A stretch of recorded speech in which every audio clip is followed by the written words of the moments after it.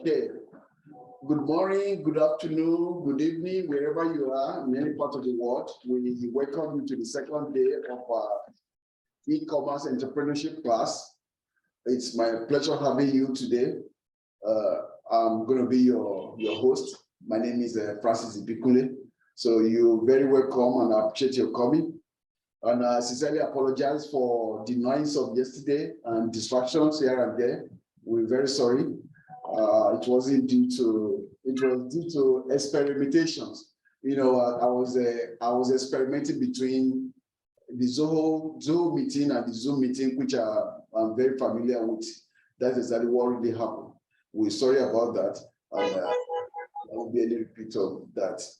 Please kindly mute yourself so that you don't want to distract other people. And okay.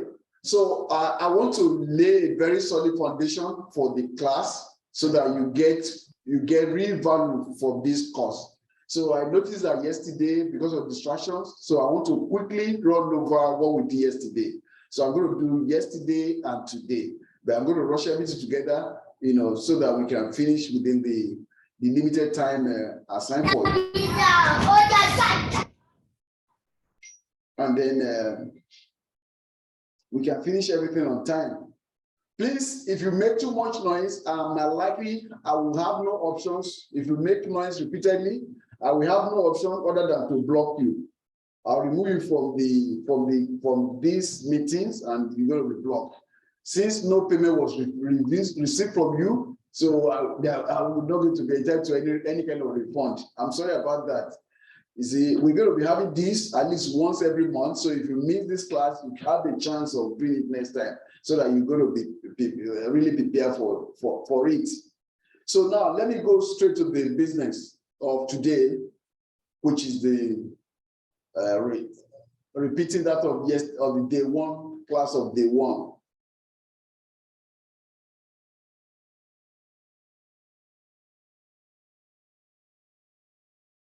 Okay, good. So today, oh God, I didn't put my clicker. Okay, no problem.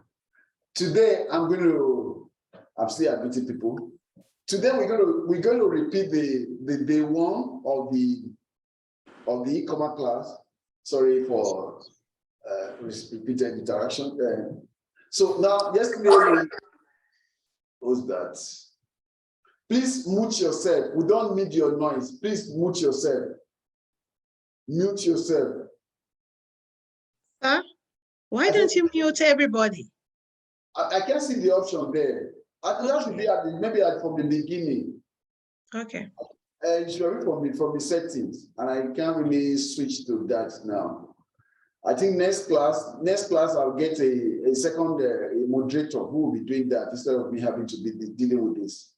I would let my assistant handle that. I'm sorry. So now today like I said, we're going to repeat the yesterday class. I'm going to rush over it as a summary for those that missed that. Then so that it can prepare us for this day two. Because the way I designed the program, the 10-day program, everything is built on each other. Everything is built on each other. So if you miss one, it's going to be really difficult for you to get the next one. So that's actually the whole idea. And I want us to get the whole idea. Are you in this class? Oh, okay. Now, okay, we go straight. So today's agenda, we talk about it. So please can you all see my screen? Because I noticed that you don't see my screen yesterday. Can somebody volunteer to tell me? Just one person. Yes. You can see my screen. Thank you. Just one person. Thank you. Okay. Yesterday agenda was introduction of instructor, which is myself. Why this training is free.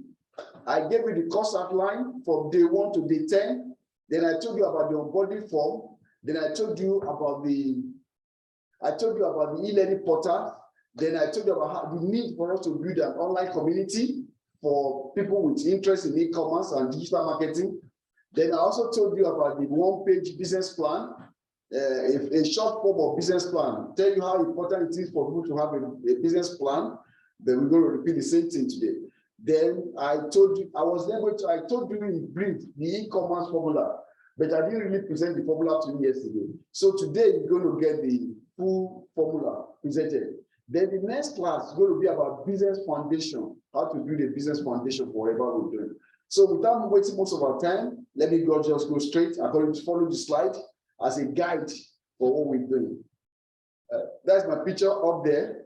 Then we have that. My name is Francis Ibikule. I'm an online business coach, technology entrepreneur, investor, and I'm also a registered tax professional by the Internal Revenue, the IRS. I'm the founder and CEO of e-Business Green. E-Business Green is an entrepreneurial venture builder in the digital marketing agency and e-commerce space. So by relevant educations, I am a Master's of Science degree in Innovation and Entrepreneurship. I also have a Bachelor of Science degree in Digital Marketing, both from Full Sail University in Orlando, Florida. And I have a previous Bachelor of Science degree in Mechanical Engineering from University of Lagos, Nigeria.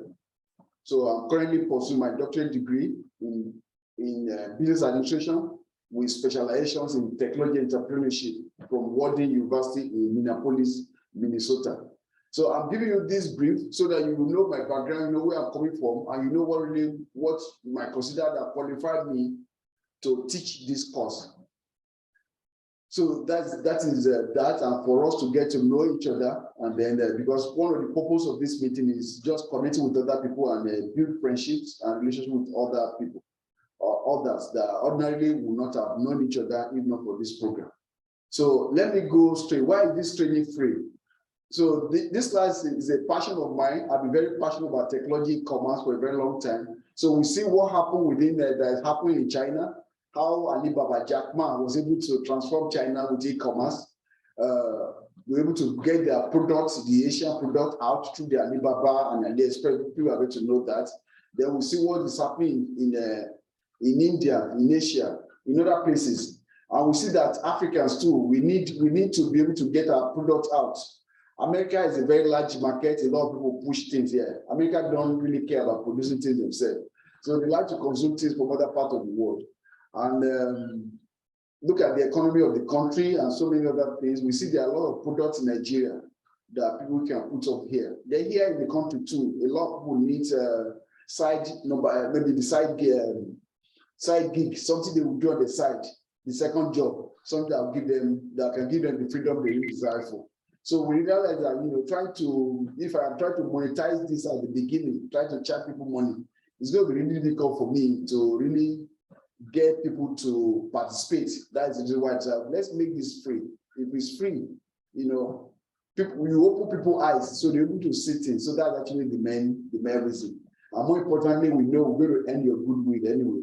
So earning your goodwill. So if you have any other service that we sell, then you may have a reason to like us and trust us as a company, as an individual and a company, then eventually might result in business for us. But that's not the primary goal. The primary goal is for us to help.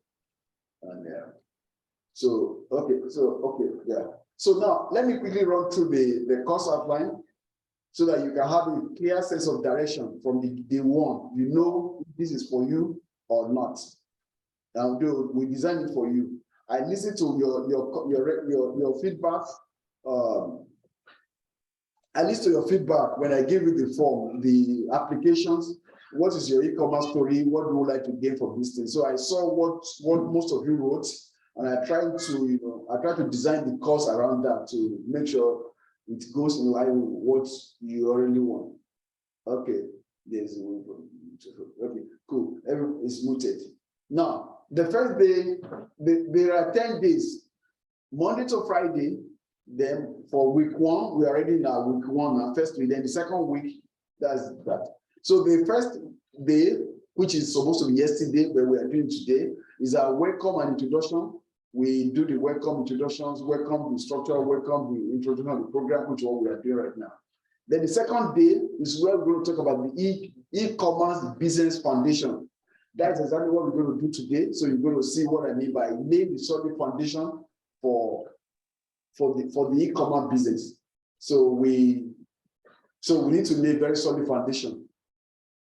Then so that you know what are the foundations, how do you start? You don't just say, oh, I want to do e-commerce. Then okay, just go to Shopify, Shopify.com or whatever. Just hire domain name. You must have a plan for whatever you are doing. You have to lay foundation.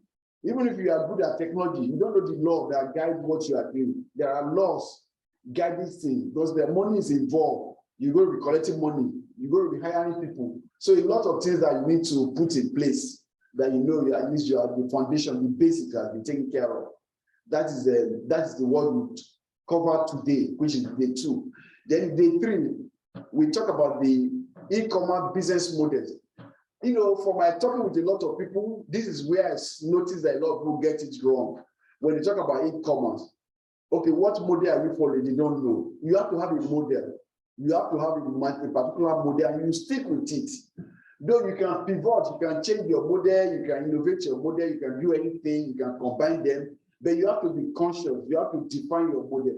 So day 3 was dedicated to e-commerce business model because you look at your stations, your reality.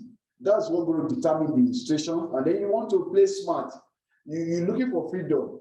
You want to have time with your family. So you don't want to create jobs that will have to make you spend time in the warehouse if you don't really like that. So it has to be something that really resonates with your nature, with who your personality, what you do. So when you see different business models, e-commerce model that you can adopt, to help you to make an informed decision when you really set to take up your start your own e-commerce business.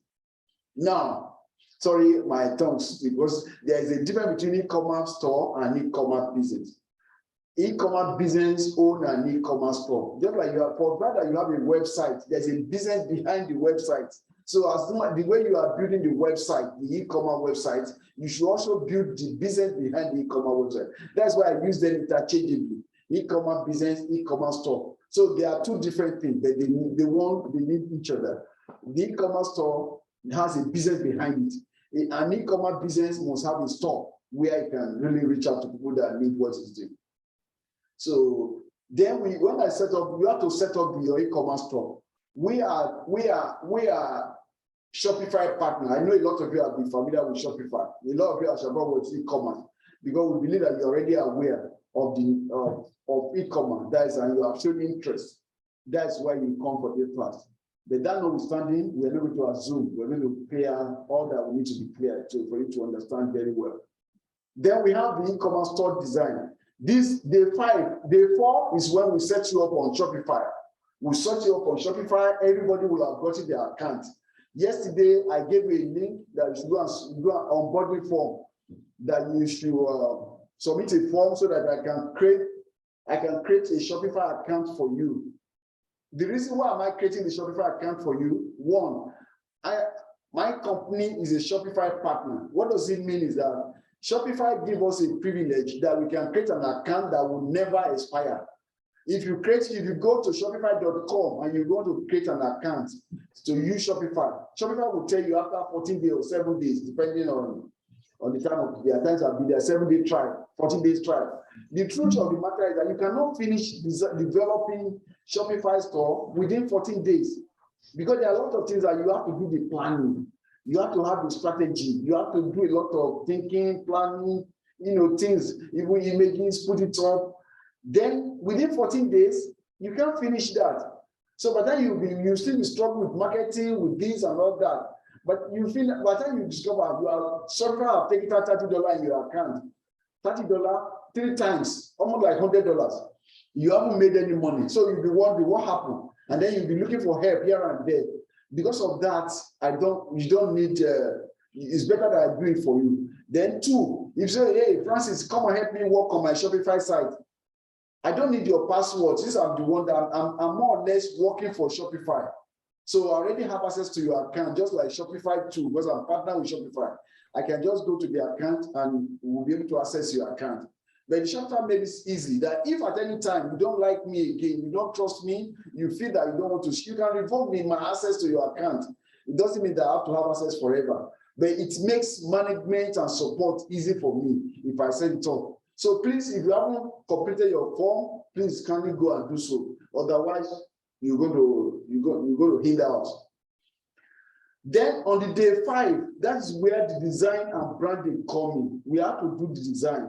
Those of you that have background in graphic design, you are welcome. It's going to help you. So you'll be able to do you're going to create your logo, you're going to create your banner, you're going to, I'll show you all the tools. All the tools so that you can do this yourself and become practice, especially when you are looking for a new skill. Then we're going to do that for 2 days. Though there are people that have different reasons for coming here, they discuss with me, they don't have time, they have irregular jobs, and they just want to do e-commerce. They don't have time to do all the design, all those things. Don't worry, our team can help you out. You just pay some fee. We can help you do all the setup, everything. We'll tell you how to bother about it. We have the money, which is going to be much cheaper compared to what we're going to settle outside. Because right now we already have a relationship. That's the idea. Then it's on the 7th day. On the 7th day, we have the e-commerce. You're going to learn about e-commerce store operations and management. Now you've gotten a website, you've gotten an e-commerce store within 2 days. You set up your e-commerce store, load product there, set up your payment gateway, shipping gateway, everything, all the legal pages that need to be there. You have a good website. Oh, wow, this is a website. Now, the next thing is website is handed to you. How do you manage it?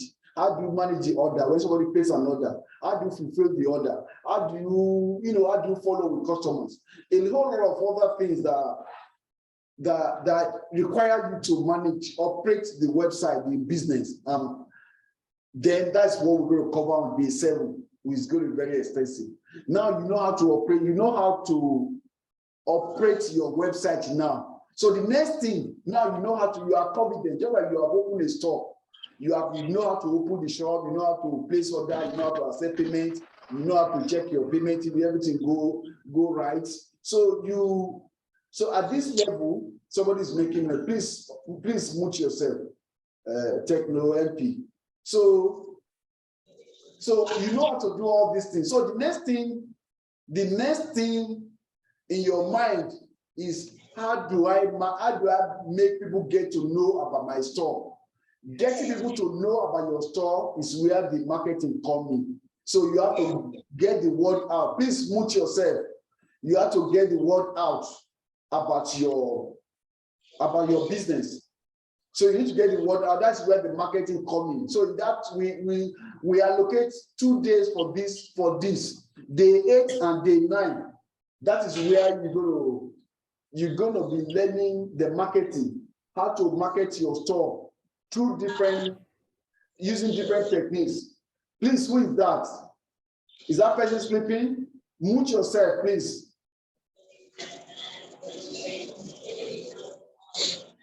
Mute yourself.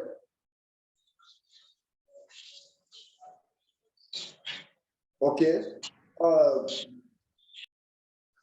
Okay, already good. So that's where we come in. The day 8 and day 9 is the store marketing. We're going to show you the different techniques, tricks, tactics to get people to get traffic into your store.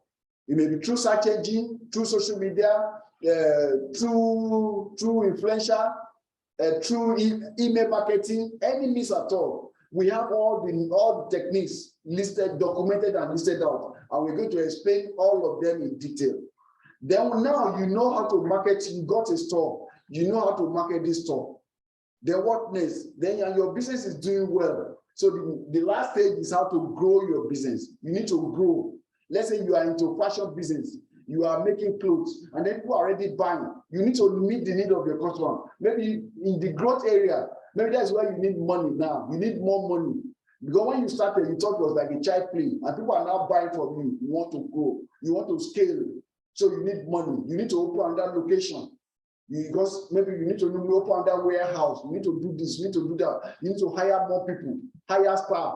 Then growth is now coming. That's where you are into serious business. So we're going to talk all the issues that you're going to face at that stage. Then we're going to cover it. So that actually makes it a complete a standard e-commerce training that you are receiving here today. If you remember yesterday, I was going through the case study of one website on on a change marketplace where you buy and sell e-commerce stuff. So the owner was describing that what you need is a basic e-commerce knowledge. What you are getting is standard e-commerce knowledge. Standard e-commerce. You can build, you can run any e-commerce website of any size.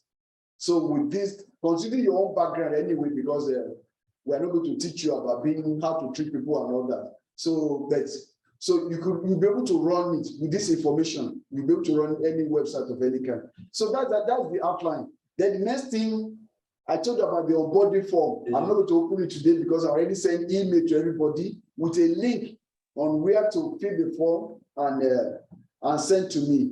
I've only received from few people. I don't know why other people are yet to submit. Now, please. Now, the next thing is I told you about our e-learning portal. Some of the things that we say I teach here, then I'm going to put them on that e-learning portal where you can go back and play them again. Some concepts I already put them in the videos. There are some short videos I recorded and I'm going to record in Loom. So I record a short video how to do something, how to do some tasks. I don't want to come over here and be showing you how to use computer. I believe many of us, we are adults and we are very advanced user of computer. So I'm not going to teach computers. I'm just going to guide you and provide the information. So doing that, I don't think it's worth my time trying to explain or going for one website and the other as if I'm teaching you how to browse. So you can browse it yourself. But I'm going to do a demonstration in a recorded video. So I'm going to put them on the portal. So when you go to the portal, you can actually watch it over and see it. So that way, you don't have to, you see me doing them on the video. So that way I have saved time. You can watch it at any time you like. And I need to, I don't have to bother. I do it once and I forget it. So that's actually the need to use for that test.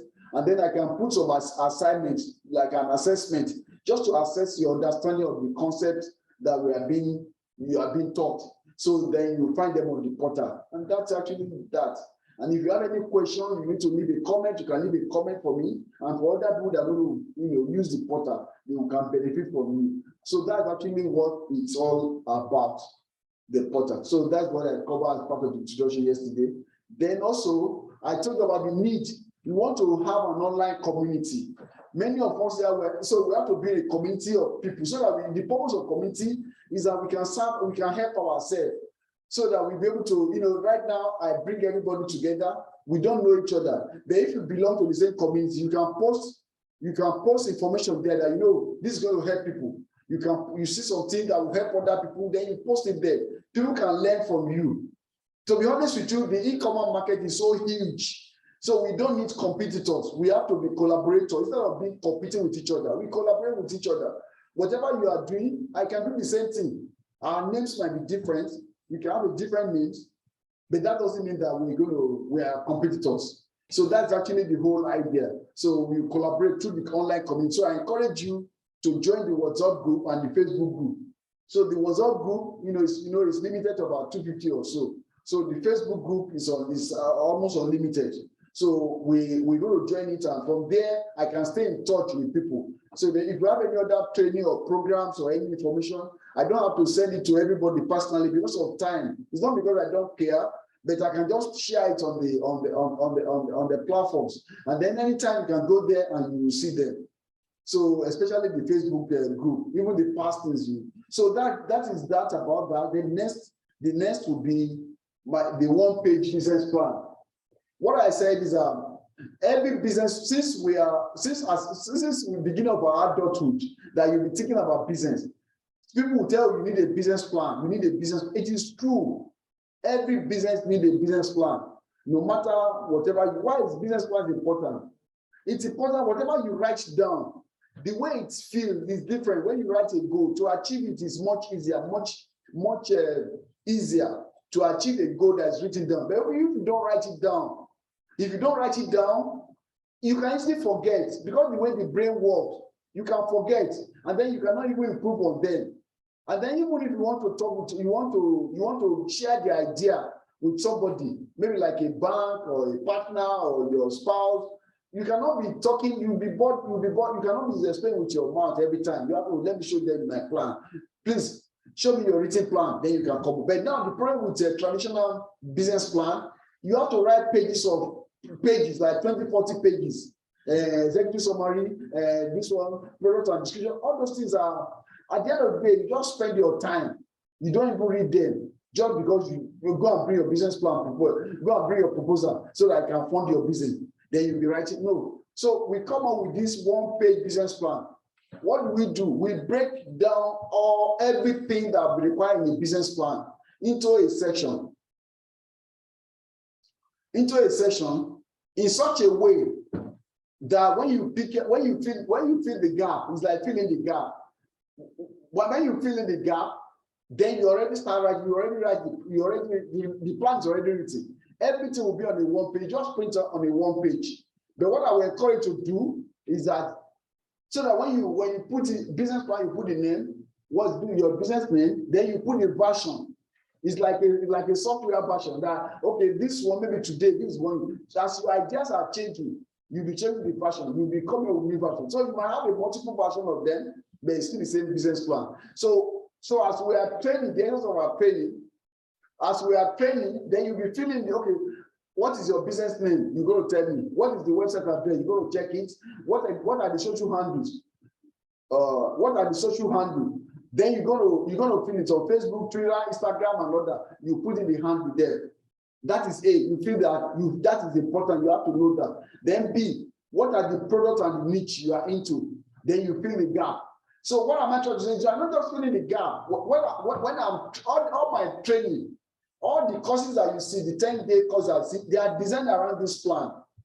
Designed around the plan, it says that at the end of this class, you'll be able to, at the end of the first week or so, before the first week, you'll be able to fill in all this gap because that's where I touch in all my training. So are you okay? You understand what we mean by computer analysis? You understand what we mean by this? You understand what we mean by that? So that's actually the whole essence of the business plan. So by the time you are launching your store, you already have your plan with you. So it's all okay. If you are talking to a bank or anybody that need to give you help or partner, can I see your business plan? Just show you this one-page business plan. Yes, that's what we are using. It's one-page business plan. So it's acceptable. Even SBA. Small business administration, they accept a business. If you need a loan from SBA loan, it's on their website. I will share the link with you. They accept one-page business plan. You don't need to write a very long essay anymore to get funding or loan. If you can come up with a one-page website, one-page business plan, it has met the need of a business plan. So that's about that. Then the next one again, which this is a part I didn't tell you yesterday. I just want to give like a snippet. What is it to set up an e-commerce? This is a formula. I call it the e-commerce formula. The 8 steps to e-commerce process. Regardless of any type of e-commerce, the size of e-commerce that you are going to run, they follow these 8 steps. And I'm going to discuss them in detail in the course of this training. But for you to get an idea of the big picture, that is why I brought this thing. That is the e-commerce formula. Is the 8 steps. Regardless of the type, what you want to do, any of the model, the size, whether it's going to be big as Amazon or whatever, Jumia, whatever, you have to be, this is the way to start. So now, what is this formula? It's an 8-step process. The first step is to find a niche. A niche is maybe area of specialization. You cannot just be any, you cannot just be everywhere. You are not Walmart. You cannot be Walmart. Walmart was not Walmart. Even Amazon. Amazon started with a book. They were selling books. That was their niche. Today, they are selling different things. They started with selling books online. They were not selling everything. So I used to say like about, was it 18 years ago? About 15 years ago, I think I went to work for Amazon. Please mute yourself. I went to get a job with Amazon in their warehouse when I first came to this country. So what I discovered was that my title was order picker. I pick order. When people place order, they call it order picker. So the order that I picked was actually pepper. So I realized as of 15 years ago, Amazon has already been selling pepper online. So this is somebody that started with books, selling books. They now move, after a few years, they move into selling pepper. So there's nothing, so if you go to Amazon now, there's hardly nothing you cannot buy, you cannot find there. But they did not start by being general purpose, no. So it's better to be niche. Just like we have specialty doctor, we have general doctor. Then you start off as a specialist, as a specialty. You specialize in a particular niche. Even if it's possible, that niche has a niche. You can even start from a sub niche. So that's my advice. Then number 2, you have to search for products you can white label. White label product. What does it mean by white label? Somebody produce a label, somebody produce a product. They no name, they don't have a name, they just put like in a white nylon bag, like just was a white, something like a white paper. So your job is to put a name on it, to put a label on it. Just is white. So your job is to pick somebody else's product and make it your own. So you are not the manufacturer. You just they make it like a no name. They don't put a name. Then your job is to put a name on them. That is white label. You white label it. That is number 2. Then number 3, you have to create a brand. Create a brand. We're going to teach that extensively in this course so that you know the difference between a brand and a product. People don't buy products, they buy brand. Just like you see, people buy brand, like Apple is a brand. They have different products. So regardless of the kind of product they do, people, maybe iPad, iPhone, or whatever, people don't care. But because they trust the brand, they buy whatever product that they come up with. If iPhone today launch electric cars or anything, people are going to buy it because of the brand name. So now you need to understand how to create a brand. How to create a brand is part of this course. Then you see all the principles, the concept of building a brand. Then that is number 3. Number 4, after you know how to create a brand and you got a product that your brand is promoting, you have find a product, you white label it, then you create a brand. The next thing, the number 4 thing, is to list your product on Amazon or set up your own store using Shopify. When we get to that point, I will tell you the difference between having Amazon account and also having your own website. Is it like Amazon is the number 1 e-commerce website in the world? People already know Amazon, and they already trusted like Amazon, and they trust it because of the brand. So people are like to buy. So I don't want to waste time in that, so that you will get to understand when you get to understand when you will get to understand when we get there. Then after you have got it, you have set up a Amazon store, or you set up your own store using Shopify, which is what we're going to teach you in the course of this training. Then the next thing you need to do, which I've explained earlier, is how to drive traffic to the store. How to drive traffic to the store. Then when you know how to drive traffic to the store, so people are already seeing your store. And they say, oh, this is what you are saying, I like this. Maybe you are saying, so you are like this, what I want. So they are buying it. What the next thing you need is customer service. You need the best customer service ever. So your job, your next task is how to become good customer service. You provide customer service. They ask questions, you mention this. So you all know what to mean by customer service. Then after that, you go into automate the best you can. So now that you have customer service, I mean, you have started drive traffic to your store. You are providing customer service.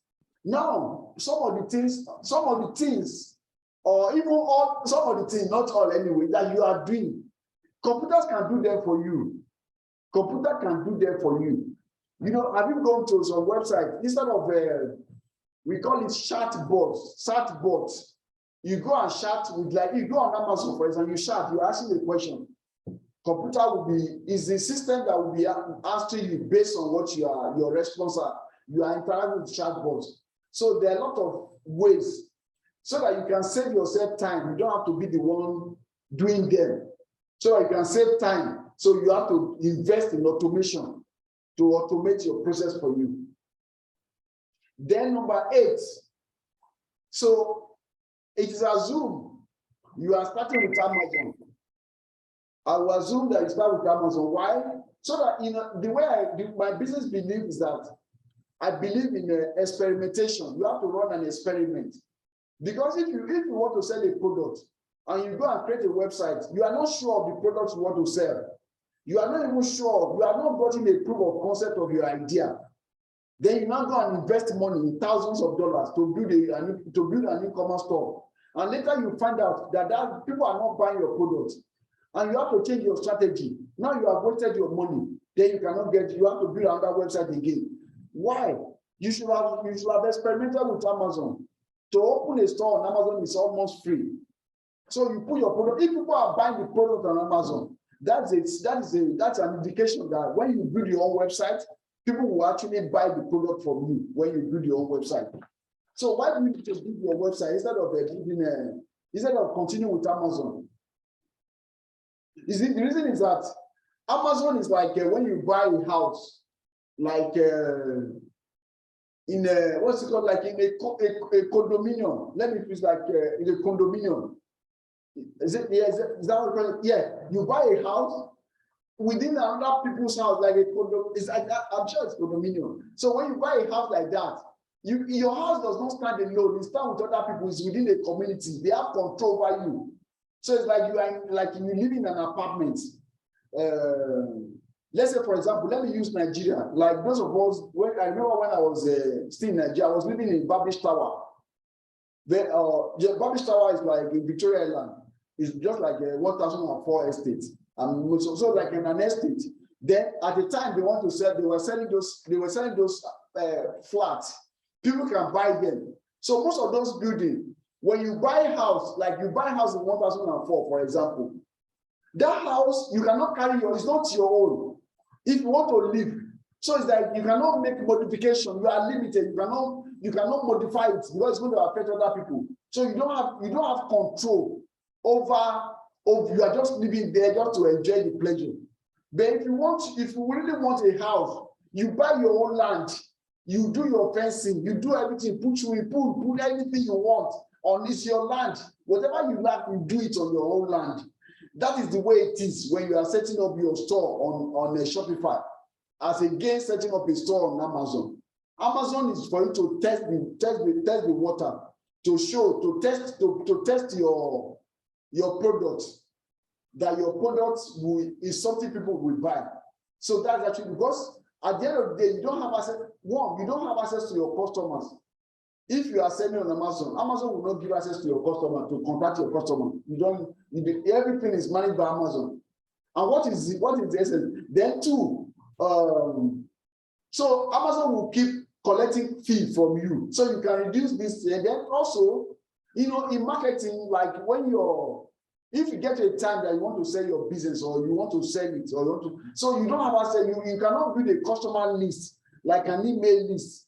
So it's really, I'm going to explain that in detail so that you see the difference between setting up a store on Amazon and setting up your own store. But I will advise that you can start with Amazon store. When you are making money, you can now invest in your own store if that is what really going to work for you. So that is actually the end of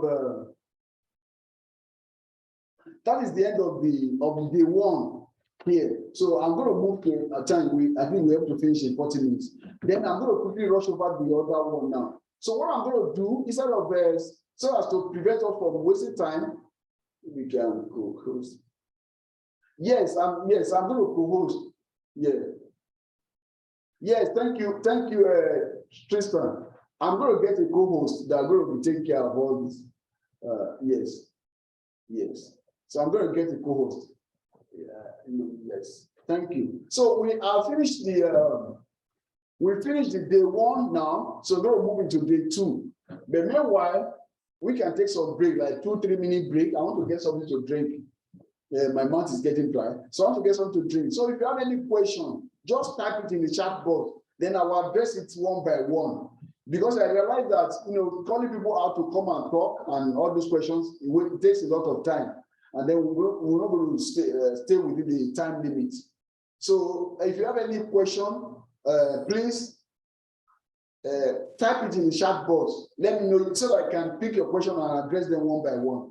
Please give me 2 minutes to grab something to drink. I'll be with you. Thank you.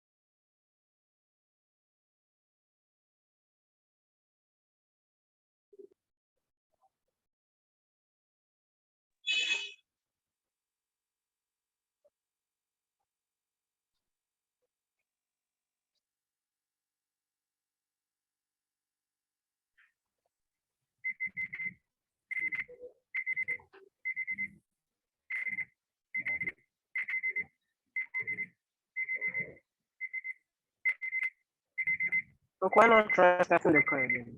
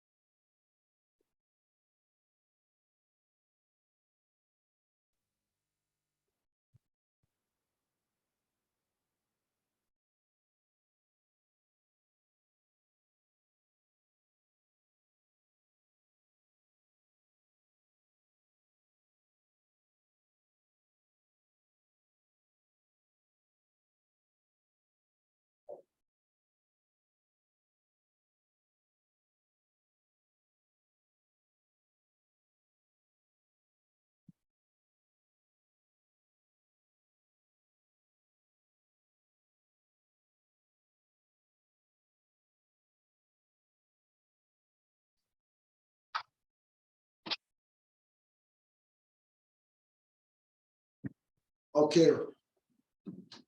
You're welcome. So please, I need your questions. Nobody's typing any question there.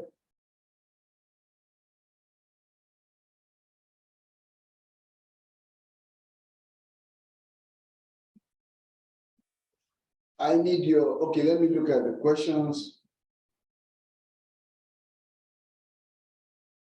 Yes. Okay. Okay, I would like to throw point on the fifth point. Okay, I'll look at what you mean by the 5th point. Okay. So please send me your questions. Okay. Okay. The 5th point. So welcome. The fifth point is how to drive traffic to the store. Driving traffic to the store. Drive traffic to the store. Your store, okay, like is your website. Then if people don't know about your website, there's no way. I mean, your store is a website where you are doing your selling. You are selling your storefront where you are selling. If people do not know about your website, they do not visit your website, there is no way you can sell. So bringing people to come to your store is what we mean by traffic. Let's say your store is in Obalende or Ikeja. If people get to know your work, everybody will be moving towards that, so that they are moving toward that is described as traffic. It's traffic. Oh, your website www.franciscommerce.com. Everybody will be going to that. They'll open their computer and their browser. Boom, they are going there. That's traffic. So whatever that can bring people, different sources, different areas. People come from this, from Facebook, from social media, from search, from Twitter, from Instagram, from friends and family directly. They come from different worlds. They come from Google, from Bing. All of them are landing. They are coming to your website. That is a traffic. So it's like you are attracting them, like you are magnetizing them, bringing them there. That is what I mean by traffic. Then that's what I mean by traffic. Okay, let me do that.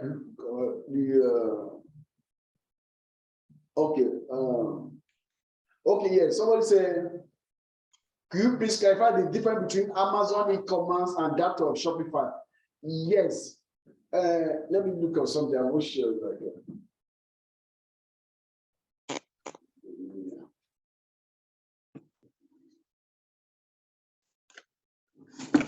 Yes, I'm going to do that now, but I'm just trying to look at please mute yourself. Mute yourself, please.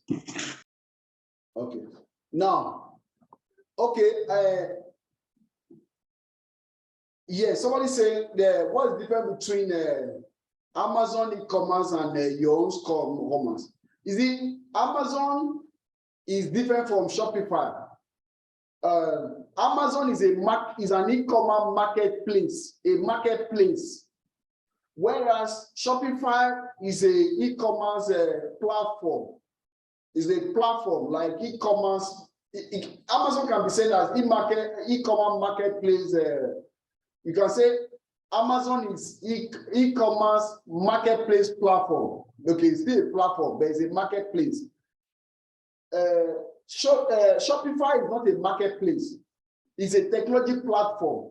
It's an e-commerce technology platform. So it's a two different things that will help you. Shopify is an e-commerce technology platform that will help you build your own e-commerce store.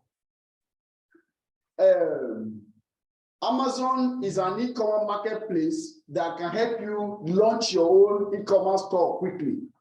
What do I mean? Amazon is like condominium. Not really like your house or your building is part of so many other buildings. You don't have for example, you don't have your own gate. You use a common gate, like everybody coming to there. It's like a market. Like let's say Uduelegba market or Obalende market, Computer Village or this Alaba market. So everybody is congregated there. You cannot claim to be owner of that store. They rent it out for you, but it's not your own. It's rented. They can kick you out of the place because if you don't follow their rules and regulations, they can kick you out. Rules include this is the time to open. You can come in from social time. They are doing that for the interest of everybody because of security and so many other things. If you want to have a store in Alaba market, for example, you must open not earlier than 5 o'clock in the morning. You cannot be there 24 hours. By 11 o'clock, everybody must vacate the building. That is the law. That is Amazon for you. So you have to follow their instruction. And when you are coming, you must not do this. They have a lot of rules that you have to comply with. And if you break that rule, they kick you out of out of the market. So that is Amazon for you. But imagine you have your own store, you build your own, you buy your own land, you build your own building, you have your own store, you are selling, and then you are promoting that. You don't need to go to Alaba market or this one. Now that is Shopify for you. So Shopify, you are on your own, you control your things. But the only thing you are getting is the technology, how to build the house, how to do this, how to connect to drainage, to pipeline, how to collect. When you build a house, you need to connect electricity, you need to collect plumbing, water, so many things, all the things that you needed. The Amazon has, Shopify has provided with the technology or how to make it possible for you to connect with all the resources, all the other things that you need in that building. That is what Amazon is. Amazon, that's what Shopify is all about. So that is actually the difference. So that is actually what is all about. But the reason why people go to, because what you are doing a business, and your motive may be include to make money. Now, if that is your purpose, you need, the way marketing, you need to be good at your marketing. It's not about being good at your product. Because marketing is about psychology, about human psychology. Let's say somebody is living in I'm sorry for the Americans, they might not really get my examples. I'm sorry. If somebody is living in Victoria Island, they want to buy something they want to buy a computer. You rather go to Computer Village to get the computer, because people believe that you can get the best deal of computer in a Computer Village. That is the mentality. So people would rather go to Computer Village to buy it from any store, because in their brain they believe that if you want to buy computer go to Computer Village. If you want to buy electronics, go to Alaba market. So that is in their brain, because of the reputation that the Alaba market, Computer Village gain. That is their brand over time. So the same thing with Amazon. If you want to buy anything and you think reliability, convenience, you go to Amazon, you go and place order. So people go to Amazon to buy it. They trust Amazon. They go to Amazon first to buy things. And what does it mean? That means that if you set up a store in Amazon, you are going to sell quickly. You're not going to struggle with customers. As if your people don't know you, you don't have a brand yet. They will be doubting that if I come and buy from you, you might not even deliver. How am I sure that if I pay you, that I'm going to get that you're not going to run away, because they don't know you. But people have that confidence. They know even if they pay $1 million to Amazon online, they have the confidence that Amazon will deliver. And if Amazon does not deliver, they know they can take Amazon to court and get their money. They're not going to lose. But a website, they don't know that from nowhere. They just go there, even to spend $100 from a website. You be careful. Oh, I'm not sure whether these are scammers. But when you are selling on Amazon, people don't have trust with paying you. That is one. They don't even have trust that you're going to deliver. Even if your delivery takes a longer time, because everything is managed by Amazon, they will understand that this is Amazon. So they don't even bother about customers or whether they want to return the item, they will accept or not. They know Amazon will accept. Amazon will force you to return it to be compliant to their own way. So people trust Amazon more. So and if you want to, and then like I said, if you have a product, you want to test that product quickly, take it to Amazon and run an experiment of that product. If people are not buying it, they are not making a product, that might not really be a good product. So that's actually the difference. Okay, then I have that. Do you help with social media business account? Yes, we do help with social media account setup. We can help you set up your. Yes. They also, how do we drive traffic to our website? It's part of the course. If you look at the outline that I set out, so how to drive traffic is one of the course. So, yes. So thank you. This is 1 minute to, we're going to end it day one here. So this is about 11 o'clock now, my central time. So I'm going to move straight to day 2 now, so that we can finish within 50 minutes, so that we won't have to take extra. So thank you, and then we end the Q&A here. So let me move to the day 2, so that we don't really miss anything.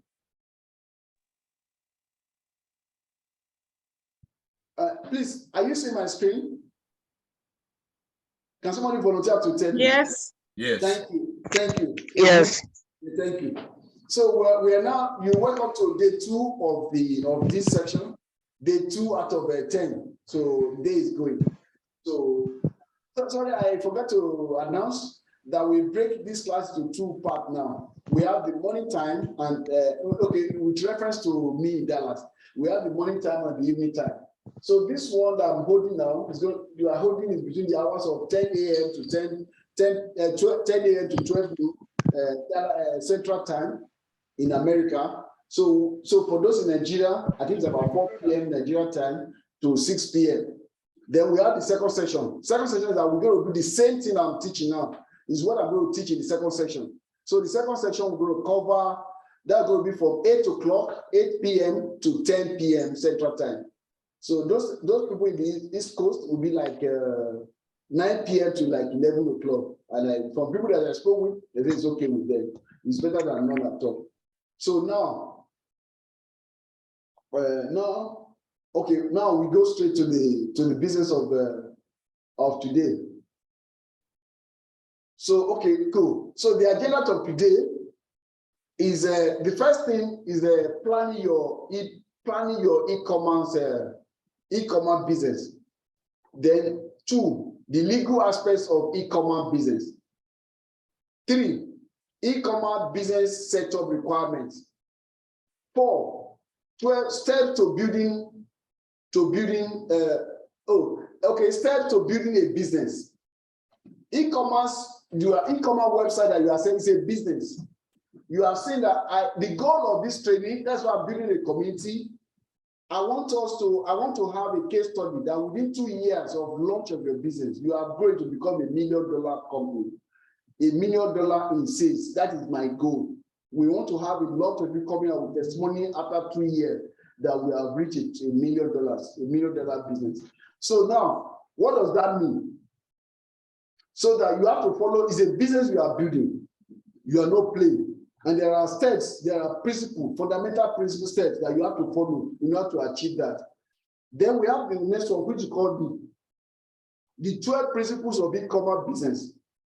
So I'm going to cover the 12 principles of e-commerce business in this section. That's actually what we have. Then by the time I discuss that, next time we're going to talk about, the next class, we're going to talk about e-commerce business models. So when you understand the different business models, different ways you can run e-commerce business, then it is now right. You have your business plan written out. Now, in the day 4, you cannot begin to have you can begin to, you cannot begin to dive in and want to go into the real e-commerce now, setting up your store, creating an account, and that kind of thing. That would start in day 4. You're going to have practical. That's what that we call practical. You have to practical set up your commerce store day 4 because we'll have got to figure out what your products are. So now let's go. What are the things? When you are planning your e-commerce stores? What are the things that you need to consider? There are 8 of them. 8 of them. So that really necessary for planning your. When you are making plan for your e-commerce store. Number 1, you have to identify your target customers. Target customers. Everybody is not your customer. You must target a particular set of people. A set of people, those are people that you target. Oh, I mean, I know everybody can buy, but it's not for everybody. That is the truth of the matter. Most of us, because we don't understand marketing, all we want is we want money. So we believe that the more people that buy from us, the better. It's a normal thing, but it doesn't work that way. It doesn't follow that logic. Everybody, you have to pre-qualify. People have to qualify. That's why when you want to go to school, you see most school, they have an admission process. You want to enter Unilag, you have to go through an admission. Even a primary school, they have to run you through an admission. Please, who is that? You want to start an elementary school, they have to go through a process to make sure that you are qualified to be their students. The same way you have to pre-qualify your customer. Not everybody that is going to be your. So that means before you can pre-qualify anybody, you're supposed to have a set of criteria of the kind of people that you want to serve. Those are your target customers. So the first thing you have to do as a business, you have to identify your target customers, the people that you want to target to. So it is something that anybody can come. We know anybody can come, but you don't want any headache. When you do, anybody can come, you get any headache. And then what is you know what the consequence can be. So now, when you that's what you plan. We're going to discuss in the planning. Then the finding and choosing product to sell. You have to find and choose product to sell. That's the second part of planning. It is in that your business plan. So I'm going to show you in the course of this training, we're going to go into details how to find and choose product to sell. So product, now you need how do you know the product you want to sell? You find it, there are different ways. Maybe you have an idea of the product you want to sell all this way. Maybe you like to make bag. Maybe you have a skill. You went to school, you study artist. You are an artist, you can make craft things. And then you already have a dream that one day I'm going to be making this in a commercial quantity and sell on my website. That's your dream. You already have in that case, you already have a product that you are selling. So you are no longer finding a product anymore. Then, that is where the business model comes in, because you are a manufacturer of your product. And then you sell directly to the customer. Then you know, but if you don't fall to that category, then maybe you have an idea of a product. Maybe you need somebody to manufacture them for you. Then so that you can white label it. It all depends. That's where the things come in. Then you need to know that is how to find a product and choose your product. Then number 3, you need to create what I call unique value proposition. Unique value, so it could be also mean unique selling points. What do I mean? You have to check out whatever you are doing. There are people already doing that. So how are you going to be different? How is it going to unique experience? Is it going you're going to make it convenience? Like maybe you can create a store. There are different criteria you can do to create a unique value, to produce a unique value proposition. Maybe in terms of pricing, in the way you delivery. Maybe your product is normally they deliver like 2 days, or it takes time. You can make your own like same-day delivery. It's not that you cause problem, but if you think through because when you are forming a business, you have to think through them. Like I said, like every business is to solve fundamentally, regardless of the kind of business you do, you are solving a problem for somebody or meeting a need. So you have to look at the problem you are solving, analyze it. Look at the need you are meeting, analyze it. Then look at other people that already provide your competitors, analyze it. Then if there are no competitors, look at the way people are already dealing with that problem. You now come up with an idea. What is it that will resonate with your audience? That may be your unique value proposition you have been looking for. It can be same day. I'm going to deliver within 2 hours. I saw an ad now. I was on Facebook. It was funny to me that I'm just trying to make a sense. That you see, when you order, they bring shop to your store. There's one website now. They said they will bring the store to your doorstep. Not that they are coming to deliver in 2 days anymore. No, they promise that they're going to bring it to your doorstep. Meaning that instead of trying to buy online, they drive their shop. So it's like there are a lot of crazy things people like to do to be unique. So that is that. Then number 4, you have to understand your cost structure and your revenue streams. When you are setting up an e-commerce store, you need to understand the different ways with which you're going to be making money from the website, from your store, and then the other ways, and then all the costs that are going to be shared with that one. So we're going to treat that in the course of this training. Then you need to understand that as well. So because I cannot be saying it now, because everybody's business is unique, It's different. So it's different the way you run your business. So your needs are different. But fundamentally, whatever you do, there's going to be a cost to it, and there's going to be revenue.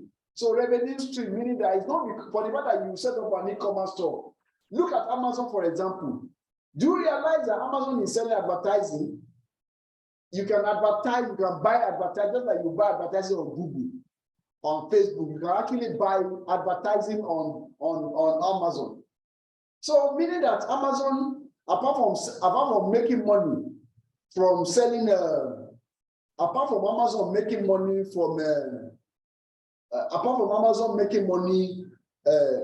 from from selling products or commission that he earns from people that sell products on his platform. So Amazon make also money from advertising and so many other things that Amazon does that you can't imagine. So those are what I call revenue streams. You too, you can actually build that. You can make money from advertising, publicity, so many other things, apart from the selling of the product that you are doing. Then you can also earn commission. You can also sell other people's products on yours and be doing any commission. Then you have to identify building scalable channels. Channels are other areas where you can get your product out. For example, Amazon is a sales channel. Walmart, all the different areas that you can sell your product apart from your main store, those are your channels. So you have to identify that. Then number 6, so that it will help you when you are planning your e-commerce business.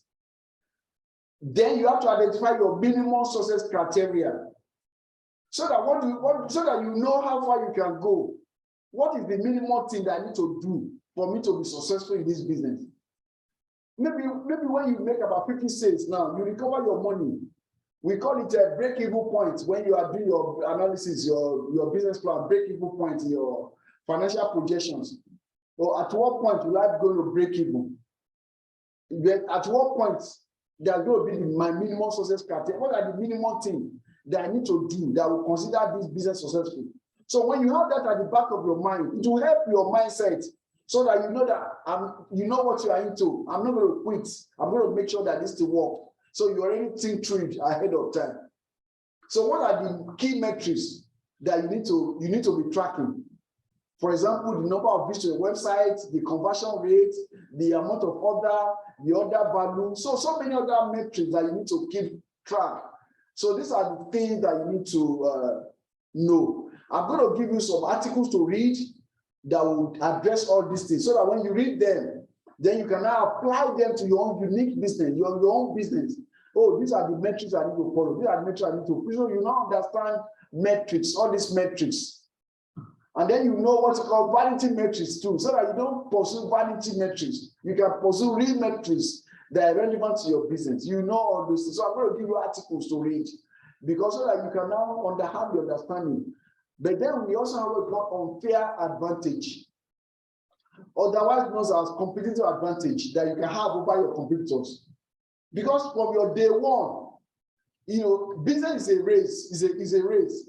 So the race that you have to see, you have to always think, how do I be on top? How do I be on top of the game? What can I do to be always ahead of my competitors? Because whatever business you are doing, no matter how smart you are going to find people are going to compete with you. They are going to copy you. They are going to compete with you. So now, from the day one, you have to start thinking, what exactly can I do that will make it difficult for people to copy me? And if they copy, so that make me be in control. Maybe let me start doing my what's called. You can start with example include trademark. You can trademark your name, a lot of things, or your product in a way that is difficult. You make it difficult to copy. You can be on top. Maybe I'll give you an article to read so that let me not so that you have understanding about what all this unfair advantage means, the key metric, all these things that you need to require to test your stuff. So that's that about that. Then the second part is the legal aspect of Legal aspect, I'm going to give you materials to read in all these things so that you have an idea how it applies to your own. You see, we have what called intellectual property rights. You cannot copy somebody's content. Let's say you've got somebody's image. You see an image that you have, you like, a product image, the same product. Or let's say you are selling food. Your food is fufu amala. And somebody take a picture of the fufu and put it online on their website. Because you know fufu amala is the same. You go and copy it. It's not because you are lazy. You copy it, and the person is somebody else's property, intellectual property. You can't do that. You can be sued for that. So you need to be aware, so that you just have, so you don't infringe on anybody's intellectual property. So you also have to understand your own intellectual property too, so that when people infringe on your right, then you can take them to court. Then that's number two. Those are you're going to find the articles that will explain all this in detail because of our time. But all I'm doing is to introduce you to them. Because what you are doing is business, and whatever business you do, there are legal aspects to it. Then there are internet and e-commerce law. You see, there are so many things that we need to know. For example, in law, there's something you call the law of jurisdiction. So if for example, many of you now, I'm doing a website, we are doing trade, we are doing business together now. You say there is no, many of you are from Nigeria. If a problem happens, maybe for example, I collect money from you and I don't deliver what I promised, what court will you take me to? What court? Are you going to sue me in a Texas court, or you going to sue me in Lagos court or Abuja court?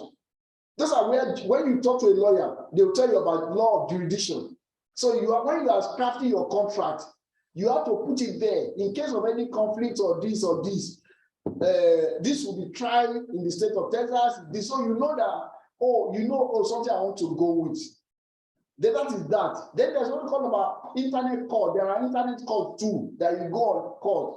Maybe you have issue over the name, over domain name. Somebody steal your domain, somebody hack your account, all those security things and many things. So there are laws that guide them. I just want to be aware of them. I'm going to give you articles and I'm going to share it on our community. It's not something you will understand now. People go to school, spend years to study law. So this is not about law, but you have to have the awareness. So when you see articles again, you know how they relate to your business. That's why I'm introducing this concept to you. There's one called Children Online Privacy Protection Act. Online, because that's why you see on website. When you create your website, if you go to website, you cannot, there are things that you have to know. Let's say you are selling baby products. When you are selling baby things, it's not the baby, the children that are buying them, it's their parents. They have to have the parental rights. So you have to go and study what the Children Online Privacy Act says, the copper. Yeah, there's a law regarding children, selling things online about children or providing information about children or that, so that you don't go and set up an e-commerce store and land in jail, because you can go to jail for that, because ignorance is not an excuse for the fact that you don't know. For the fact that you don't know about something, about certain law, does not mean that it does not apply to you. So you are building a website, then hold on. You are building an e-commerce store. You have to know how your business affects the law. What is GDPR? I've forgotten the full meaning of the acronym. It has to do with collecting information online. I think it started with the European country, so it's becoming a standard. So I'm going to give you materials to read so that you understand all this. And if you have any questions, you can engage me. I'll be able to answer that. Those are the basic legal aspects that you need to be aware of when you are dealing with e-commerce business. And I'm not saying they are limited to this. There are so many other laws. Legal aspect of e-commerce that you need to read. You can Google it, legal aspect of e-commerce business. Put your business name, selling cars, this or this. You will see a lot of articles that can help you. It can save you money from lawyers or whatever. Good. So now I'm on the next stage, which is e-commerce business setup requirement.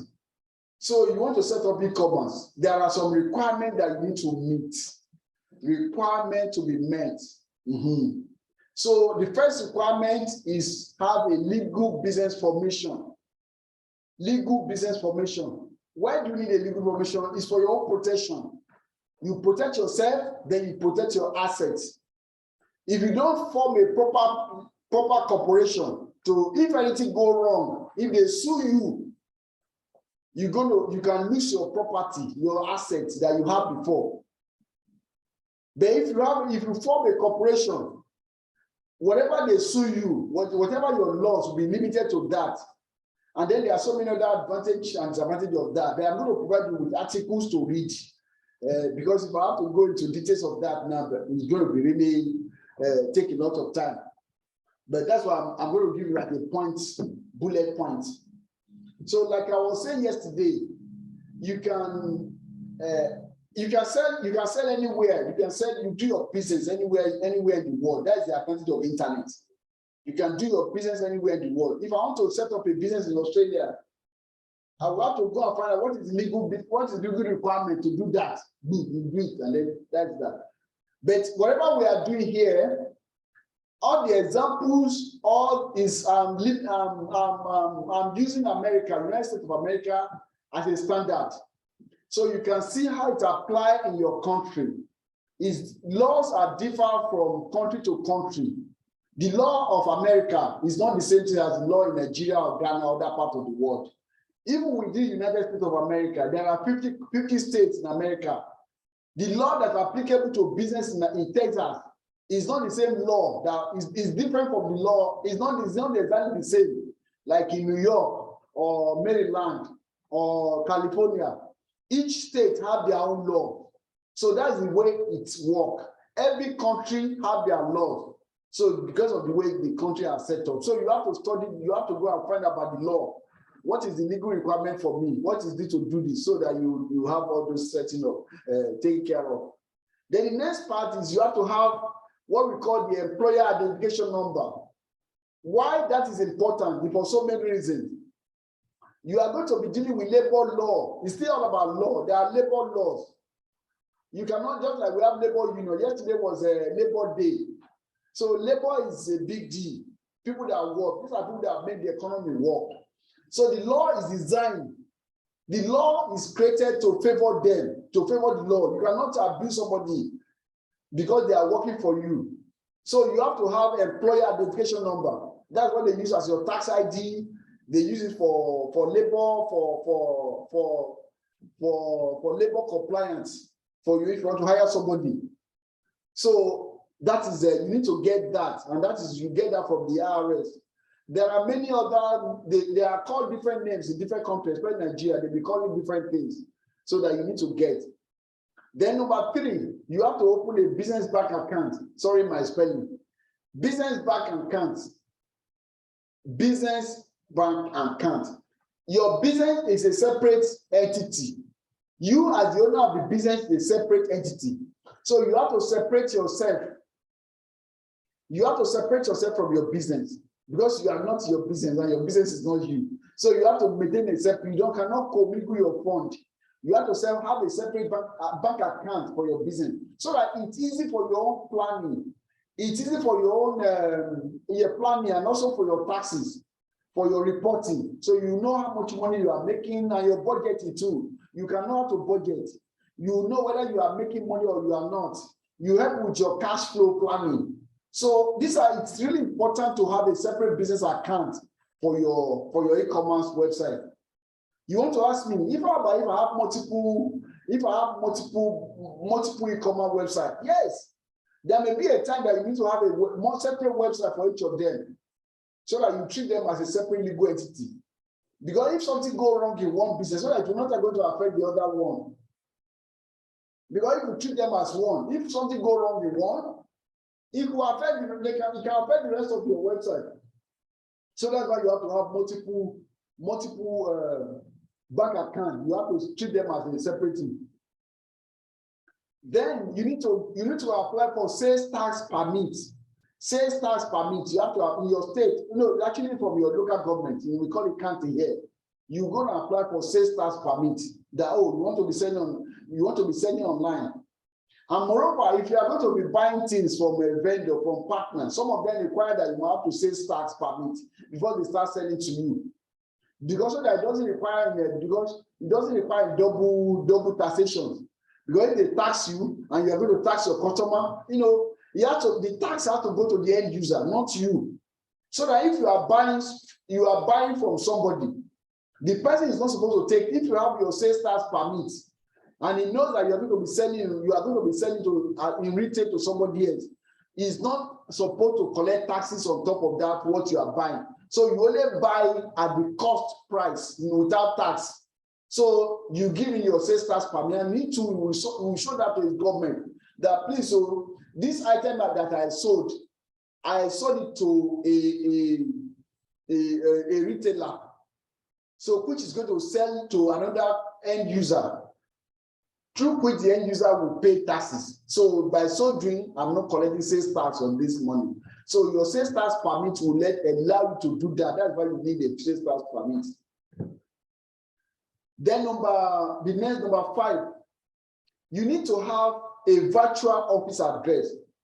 Why do I say virtual? Most of the time, to set up an e-commerce, you set up an e-commerce business, you can most business start from home. Even Amazon, they start from their garage. So if your business does not even require you to have an office, why do you need to go and waste money to get a store when you can? Because you want to be moving, you can do your business anywhere. Maybe today you are in London, tomorrow you are in Ghana, you are in Australia, you are probably around like a nomad. But you are doing your business on your laptop, you are changing your product, you are updating, you are taking your bank account. What do you need an office for? What do you need a physical office for? You don't need a physical office. So you can be running your business from your lab, you are running your business from home, from your laptop. But then you don't want to show your office, your house address to the public on your website, because you have to present yourself as real, as credible. So you don't have to show your office address in your communications. I mean your house address. If you are using your house address, that's your privacy. Then also there's what we call virtual office address. Virtual office means that it's not that it's virtual, it's actually real, physical, but you only collect letters there. You have an agreement with them. Hey, I'm going to be using this place as my address for correspondence only. And it is allowed by law. So you rent your place. In the US, you can get as low as $40 a month that you are paying. So that's all you need. You put on your website. So that when somebody gets your website, they say, oh, you have an office. That's where are you looking? We're in California. Where are you? We're in New York. We're in Texas. They see a real address there. Unlike when somebody doesn't see any, you don't put any, because you don't want to put your house address on your website. You just leave it blank. So when you leave it blank, if anything go wrong, where do I find you? That's the thing that will come to people's question. Where do I find you? Now you want to market. Somebody will ask, okay, how can we do find traffic? Now you want to go and find traffic on Google. Before you can list on Google, Google want to have your address. So everybody, because online we have what's called name, address, and phone number. You must have a name. Every business must have a name, must have an address, must also have a phone number. Online, that's a standard. You cannot compromise that you run a business, your business does not have a name. It's on hard. How can you have a business that doesn't have a name? It doesn't have an address, and it doesn't have a phone number. That is awkward. Then you need to have an email address anyway, but it's not as serious as having a phone number, because phone number is more important than email. Somebody wants to pick a phone and talk to you. So then you need to have a name and address and phone number. So I know you already have a phone number, you already have a name, but most people don't have an address, because you ask them, they say, okay, they are in Nigeria. So where in Nigeria? Is it in Lagos, in Abuja? So that you have to specify. So to give people to make people trust your website and trust you to do business with you. Then that is that. Then number 6, or is it? Yeah, number 5, 6.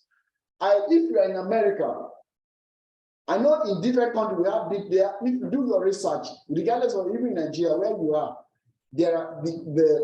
you have access to that. We have something called American Express Reward Credit Card. American Express is the company. They have a reward credit card. So you go to them, you can go online, or I'll provide you with the link. I'll do the research and provide with the link. You follow the link, you go and apply for this credit card. Why? They give you, when you spend money on it, they give you reward, they give you money back. So what does it mean? That you put the card, when you are making purchase from people, you'll be spending money from this card. Don't use your regular debit card, because that does not give you reward. Imagine you spend $1,000 because you're going to be buying a lot of things every time. Let's say you spend like $10,000. You can spend like $10,000 a month buying things, but it's a business expense, it's not your personal expense. It's not that you are consuming them, you are buying to sell. So imagine they are giving you a reward of 2%. They say if you use our card, you are going to get 2% of every transaction. So when you send when you buy things like $10,000, 2% of 10,000 is $200. That is $200. $200 can pay some of your bill, can pay your phone bills. It can pay your electricity. That's like a free money. It's not part of your problem. That's come to another way that you're making money. That's why I'm introducing you to that. So it doesn't cost you anything. And also they can increase your line of credit. It can be an access of, they can give you a line of credit so that you don't need to have the money. They give you the money, then you pay back again. So that would be a smart way. Apart from giving you line of credit, they give you reward. So that is really, it's something that you must not miss. Because if you look at what you are doing, imagine you are doing like $50,000 a month. So you can imagine how much money you will have get from them, in terms of so credit being extended to you and also the reward. Then you need to have a way to collect payment online. So the standard way we use is Stripe payment. Some people you can use a PayPal for business, but Stripe is really good. Stripe is really good, and that's what I use. Stripe is really good for e-commerce because they already have everything figured out. You're not going to get a problem with them, and they partner with Shopify to create what we call Shopify payments. They are also, for those of you in Nigeria, there's a company called Paystack. Paystack is purchased by its own. Paystack is owned by the Stripe. Stripe purchase. Okay, let me explain. Let me start over. Paystack was developed by Nigerian young guy from Nigeria. So this company is now this Paystack. You can Google it. They now Stripe now acquire Paystack. So Stripe partner with Shopify. So to call it Shopify payments. So when you go to your shop, for those of you in Nigeria, you're going to be using Stripe in form of Paystack. That when you go, it's owned by Paystack, Stripe as well. That is Paystack in Nigeria. So that's the way to work. When we get to that, you understand. You need to go and create an account when you're in Nigeria on Paystack. You create an account on Paystack, then you come back to your Shopify account, then you put at the third party, then you put it there. I have a video that explains all those things that are going to do that for you. So that's the way that works. Those are the things that you need to set up, the business setup requirements, before you can start talking about setting up your websites. Because by the time you are filling in, you are setting your website, you're going to need all this information on your website. Shopping, okay, let's say you sell something on Amazon. How does Amazon send you the money? Because the Amazon, when you sell, Amazon will take their commission. Then the remaining money will be sent to your bank account. How does that, if you don't have a tax ID, like the year you call the tax, how does Amazon will know how to tax you or to send you proper paper? We have some because IRS have to report, Amazon have to report your transaction in a particular tax for maybe 7K or so to the IRS. So that's the way they keep track. So they need to put name to what you are doing. So that is there. So you need to have all this in set up. Otherwise, it will delay you. You won't be able to finish your e-commerce store on time. We have to go back from far. You have to make sure you have this in set up before you launch your e-commerce store. Okay. Then let me go straight to the next slide. So if you have any question, please you can type it on the chat box. You can put it on the chat box and a chat box, then I will answer them. Now, I want to tell you the steps to building a business. Oh, sorry, I was doing that in the hurry. Please mind my error. Business. Isn't there are steps, there are 8 steps. Like I told you earlier on, my goal and my prayer in this class that in the next 2 years, I want to see many people that have built their business from zero to become $1 million company. Eventually, I'm looking at people building to become $1 billion company anyway, but at least let's start from $1 million to become $1 billion company. So how do you do that if you don't follow a particular order? Things follow an order. There's orderliness in everything. Orderliness in business. If you meet that order, you're going to get everything wrong. You're going to get everything wrong and you struggle. So I don't want that to happen to any of you. That's why I'm sending the one and I'm giving you all the steps. Now, document these videos will be recorded and then you can sorry. Okay, cool. I just want to be sure that this are being recorded. So, and then you'll be able to go back and play the recording again. Now, the first thing, how a business form, how you build a business, no matter the size of the business, as big as Amazon, it started with an idea. Idea. That is where it started. And then while I'm talking about, let me quickly say something about business idea. It is not like, okay, well, let's be a business talk on that day. After you have conceived an idea, the second thing you do before you start thinking about, hey, let me go and launch my website. What people do when they just jump from number 1 and go to number 4, even they go to number, they behave as if they are number 8, not even number 4. They jump from number 1 and the next thing they go to number 8 and be acting as if they are number 8. And that is why you see a lot of people, businesses, they struggle because they never get it. It's the orders, it doesn't follow the right order. So the first order is conceive an idea or steal an idea, because you can steal an idea. You don't need to conceive the idea. This is not compulsory. And there's no crime in it. There's no crime. You copy somebody, you copy something, you see the idea, you copy it. Let me not use the word steal. You copy an idea. Conceive an idea or copy an idea, whichever one. Then number 2, you have to conduct business research. You have to research the market. You have to research specifically the competitors, people that are there. Or you have to do a lot, that is it. You have to do the research, competitions and the market majorly. And also some of the products, the problems people are facing, that's the market, the competitions. You do all your research there to get all the answers that you need. Then after then, you have to conduct your feasibility study. Is this thing feasible? We have different types of feasibility study. Feasibility. It could be legal. Do you have the legal? Is it legally feasible? You can come up with an idea, but the law says you cannot do that. So you have to drop the idea because it's not feasible.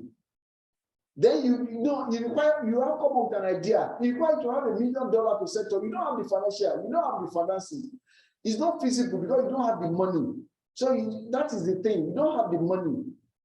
We know it's good to have faith, but you are doing business. You are not running a church. So you have to be sure that you have to get the fact right. Sorry, I don't sound religious, maybe against anybody's faith, but I just want to be very objective. That's why I'm saying that. So that you have to get that. You do have the money, do you have the manpower, all the people to hire, do you have the right to hire people? So all these things you have to know. Can you be the licensing requirement? Can you get the licensing? Okay, somebody said we want to open a bank.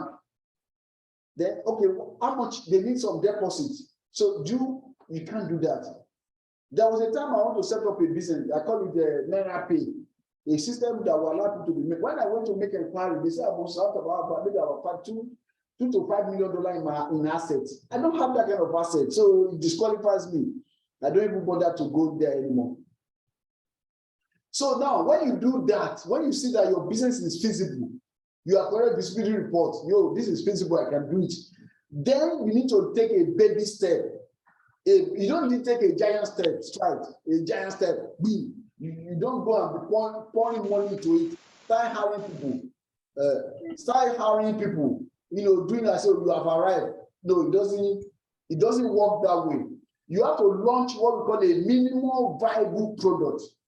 A minimum viable, what is a minimum viable product? It's just a little, just enough to test the market. Take a baby stride. It's like a baby, like you want to dive into water. You need to put in your first step. You put one step into the water so that you know whether it's going to sink or not. So that you can minimize your risk. Business entrepreneurship is about risk management. It's not about risk taking. People go, you have to no venture, no risk, no venture. That is a lie. How can you see risk and be facing risk? You have to manage risk, don't take risk. Business is not about taking risk. You have to manage the risk. So that if you know that this thing is too risky, why do you have to go into it? Why do you want to risk your money? For example, you have money, you have car, you go and sell your car to start a business. It's a risk. So you don't know you have to make a sensible risk. So now, in order to do that, you have to build what we call a minimum viable product, MVP. So in the course of this training, we are going to get more into that so that you understand those concepts very well. You can Google it, you will see the examples, but I'm going to find the video or articles and put in a portal for you to read. Now, the fifth step, you have to establish a problem solution fit. What do I mean? Regardless of the kind of business that you do, you are solving problem for people. You are solving problem for people.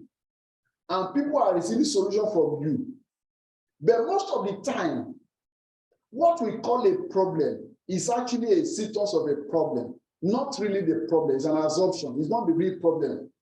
So maybe, can you imagine you are a doctor, a medical practitioner, and all your research, all your effort is geared towards not solving a problem. You are solving a symptom. You are treating the symptoms. And the underlying problem is there. There's no way you can succeed. So because you see somebody, hey, you only see the symptoms of the ailment, and then that's why you are just administering solution medication to treat a symptom so that the symptom can go. Symptom will never go. Even if that symptom go, the problem will manifest in another symptoms again. So you need to understand the problem you are solving. Then also, some of the customers that you think that you have a solution, even you have a solution. It might not be the right solution that you are giving. Now you know, okay, let's say you know the problem. Now you have been able to separate the problem from the symptoms. Now you think that you have a solution. Are you sure you actually have a real solution or you are just an assumption? So you need to test your solution against the problem you are solving. So, which in some other case they call it proof of concept. At this point, most people don't buy. So how do you know? When people start buying, they start giving feedback. You can get when people start buying your product and they are happy, they are giving feedback. That means you have a proof of concept that thing is working. Your ideas are working. So now you are building a business. You are a happy person. Not that you just assume, oh, let me just package this thing. Okay, so people call you, I want to package, I want to start selling something. If I package this thing and go and start put the website, start calling people will begin to buy. It doesn't work that way. You have to prove, you have to be proven. So that is where we call it problem solution fit or proof of concept. Now, when you have achieved that, truly people need this thing. People need this thing. Let me use myself as an example. I came up with the idea of this e-commerce training. Oh, I want to train people about e-commerce. So that people, this e-commerce, this. But then you look at the people that you are serving. I had somebody yesterday that, okay, you want to do e-commerce. You cannot afford I'm sorry, I don't want to insult anybody. But I'm just being real. You want to do e-commerce, but you cannot afford money for data. to attend training about e-commerce. You are telling me that the cost of data is too much, and you want to be online to sell. How does that possible? Those are not the kind of customer that I want to have. So those are the kind of know that the product. So that's what we call the product market fit. So if I want to be training people about e-commerce, help people to build $1 million company, how about someone that have a mindset that they cannot afford money to buy data, maybe like $5, $10. So you see that that is not my, just like in marketing, everybody cannot be your customers. So that you have to, is a way to disqualify some people from being your customer. So what am I trying to say is that even as much as you have gotten a solution, you have an idea, and you apply to solutions, and you are solving a lot of people problem. Then you have to package this solution to become a product. Then you have to find markets for this product that you have to be serving the markets. So now we have different markets: low income, high income, US markets, Nigerian market, African market, European market. So different people that need them, you have to break them into markets. So you have to find the markets that your product, you want to sell high, you want to be selling low ticket, high ticket, different parameters that you have, things that you need to take into consideration. Now, you have to sit down with your products. Then what market am I going to be serving? You have to define your market. What market? Then when you do the market, when you define, you now run another experiment again. Because you are going within this market, they have their requirements and they have their challenges. For example, you need to know how to price. How much you charge them? You know, some people that depend on the people that you are marketing. Let's say you are marketing to millionaires, billionaires. Those are the people that you target. Well, you'll be surprised that they have markets. They're over in America, you know, there are almost 1,000 billionaires online that is in America alone. So even in Nigeria, people that are billionaires in Naira, there are so many of them. They can be over 10,000 or even 100,000 people that are over $1 billion. They have an asset over $1 billion Naira. If those are your customers, you see, the thing they want to hear, you come to them, you are selling something, and you price it so low.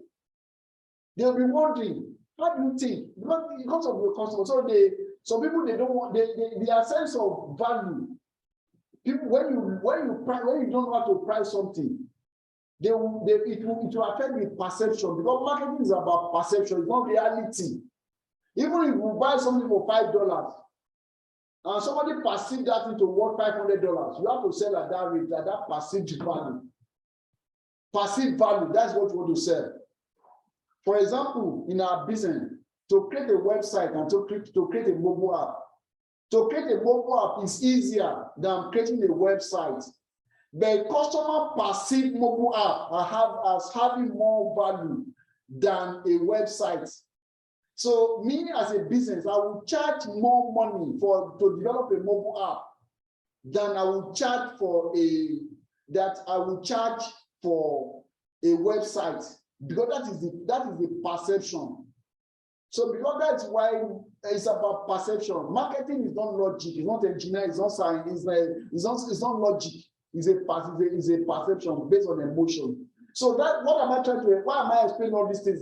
So you need to run a lot of experiments to know what resonates between your product and your market. So that at that point you achieve what we call a product market fit. So when you achieve a product market fit, then you are moving up in the process of building a business. Now, the next step after you have achieved a product market fit is another product channel fit. So this customer that you are getting, a channel is how you get your customers. How you get your customer, that is your channel. So because you can get customer through many means.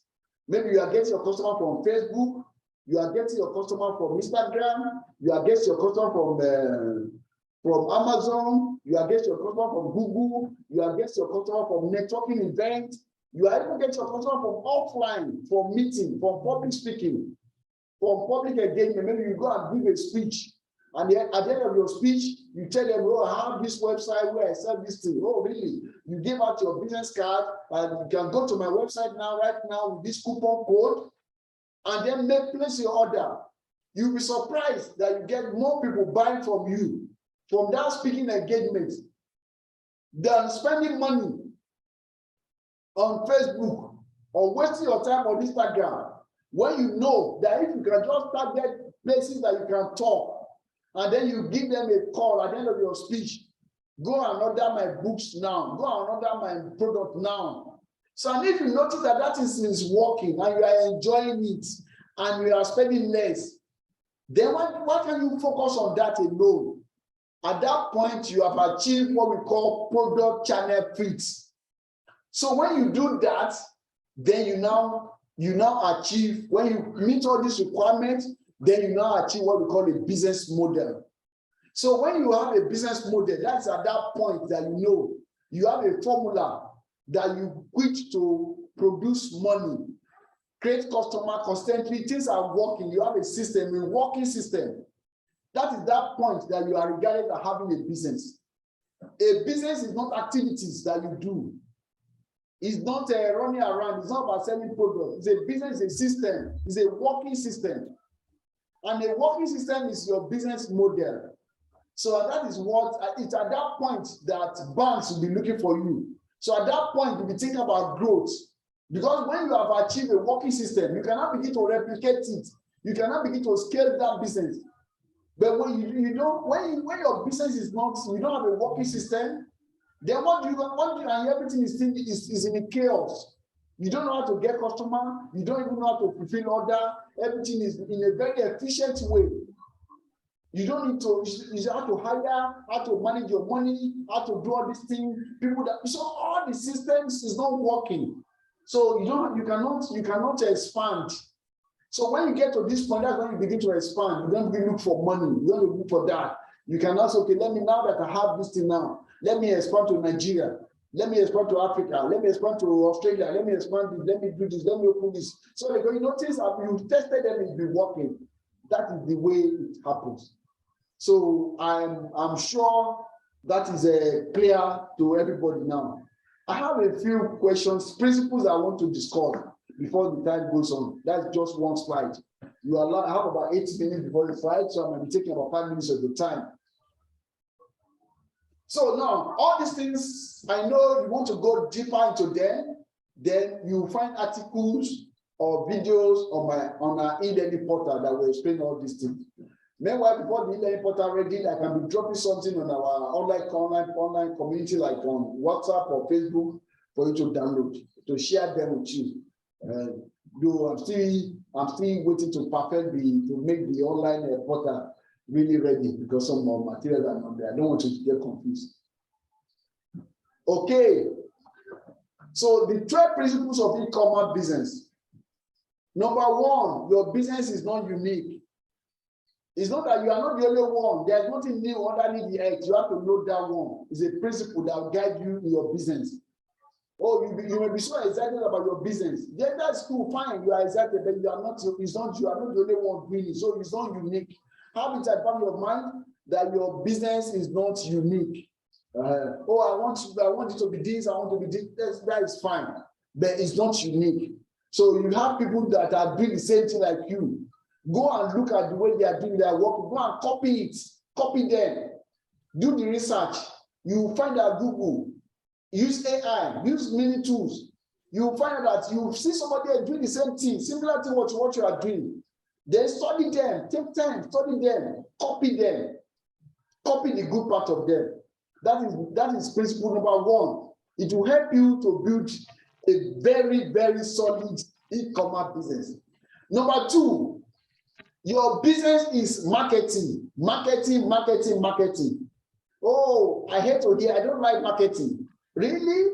You don't like marketing? How can you say you don't like marketing? You are just deceiving yourself. Your business is marketing. You see from people that quit their job. Maybe for example, they are accountant. They like accounting. They are accountant their job. They now go and open an accounting practice. They discover that customers are not coming. Those that are coming are not happy because you don't know marketing. You don't do marketing. Marketing is a skill that you need to acquire. Make a conscious effort. Become a marketer. Become the chief marketing officer of your company. So your business is marketing. It's not, it's just, that's your, regardless what you are doing is marketing. When you get the marketing right, you get everything right. Because your business is about, every business is about creating value. You create a value, you make a product, you come up with an idea, solve a problem for people. You solve problem not for yourself, you solve for people. The value, you need to capture the value back.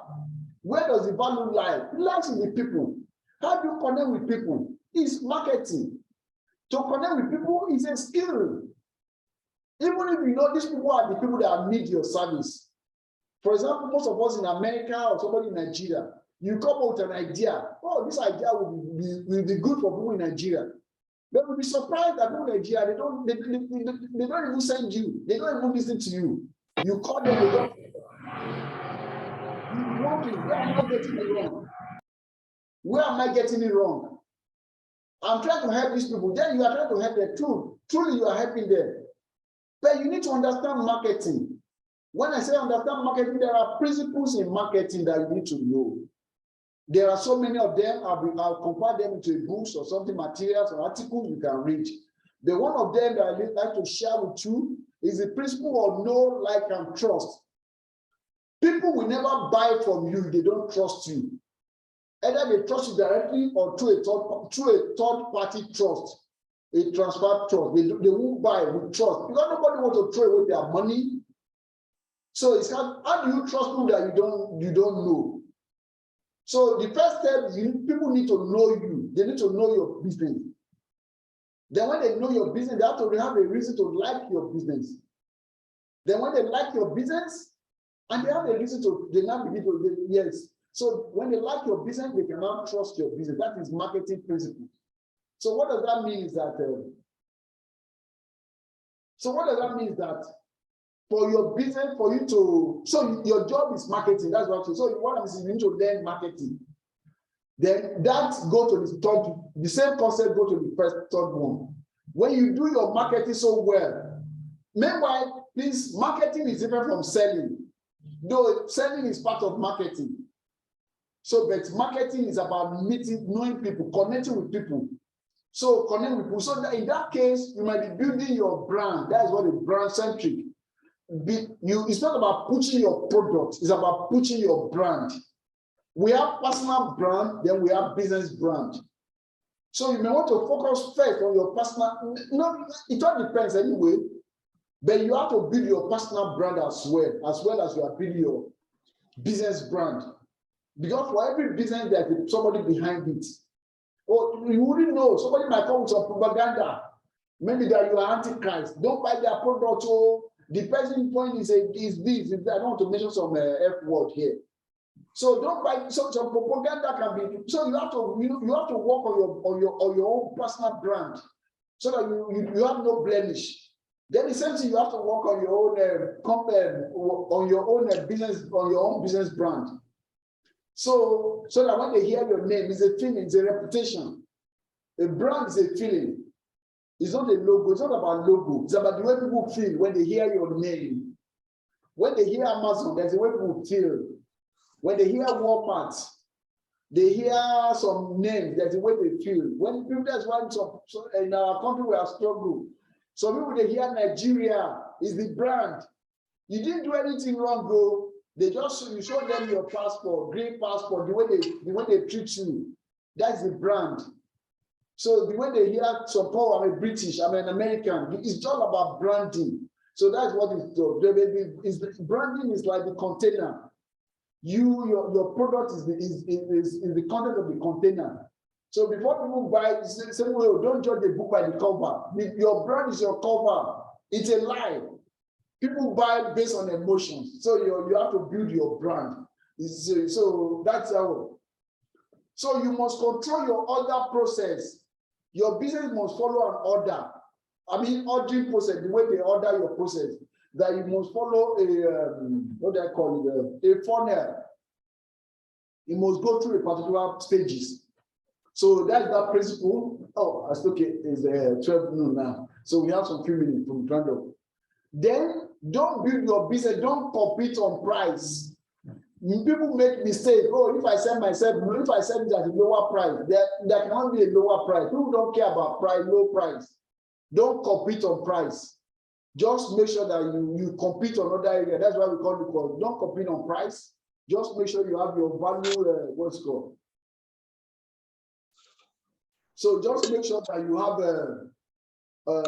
you know what you are doing, the value that you are creating. You focus on creating value. Creating value. That is what your business, that is the primary business of the business, is to create value. So your business is to create value. Just focus on value. So see how you can capture more value when you sell. That is how to capture value back.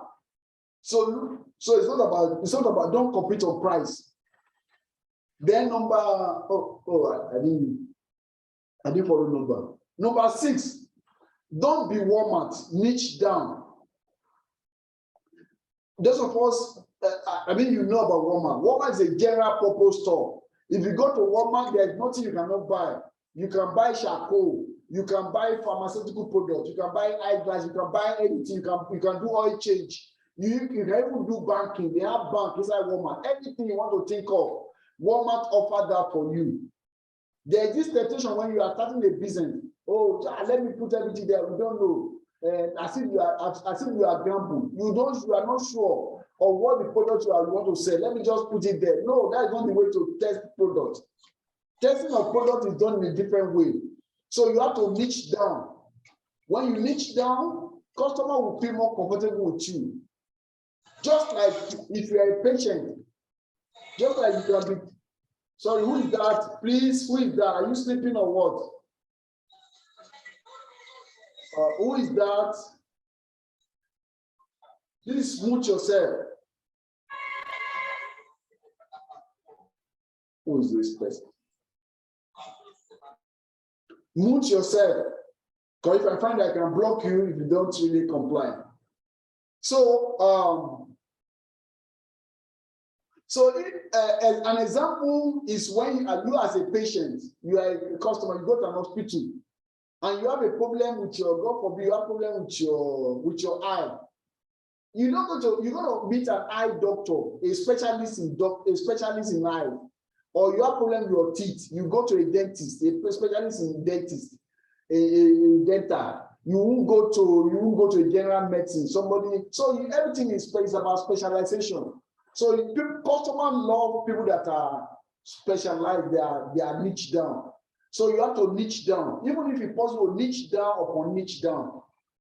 For example, I recently have formed a company. I call it Fried Dog. And just as an example, I provide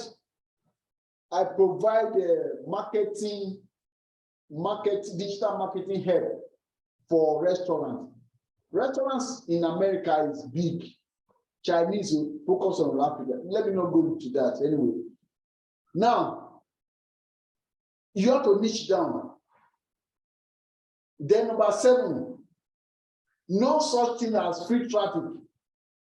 Just like I said, there's no free lunch in Freetown. You have to pay something for it. It's not free. It takes you time. It takes some other things. Just know there's a cost to everything. So don't have the mentality that you do it here, just be coming. No, there's no free lunch anywhere.